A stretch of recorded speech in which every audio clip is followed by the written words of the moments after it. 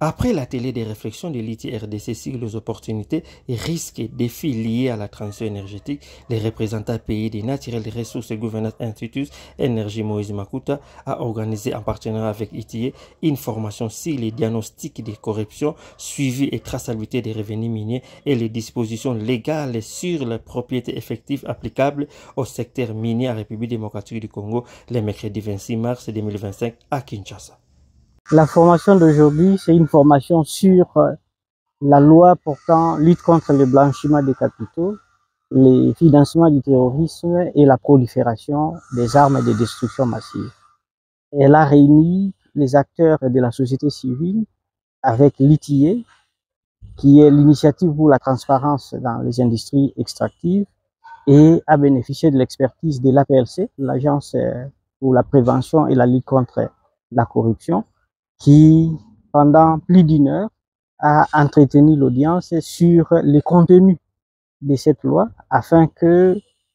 la société civile s'en approprie, qu'elle comprenne les fondements légaux de cette loi, les responsabilités qui reviennent à la société civile en relation avec cette loi et l'ensemble du système de lutte contre la corruption dans notre pays, la République démocratique du Congo. L'objectif visé par NRGI en appuyant l'organisation de cette activité, c'est d'affirmer d'abord la collégialité qu'il faut pour lutter efficacement contre la corruption et la synergie d'action entre la société civile et les acteurs du gouvernement, et plus particulièrement dans les volets de lutte contre la corruption dans les secteurs des ressources naturelles. Or, l'analyse se concentre essentiellement sur l'octroi des licences dans les exploitations minières, parce que c'est là le début même de la décision du processus d'extraction des minéraux. Donc l'octroi des licences d'exploration des minéraux, et nous voudrions associer sur demande à la fois de la société civile et des acteurs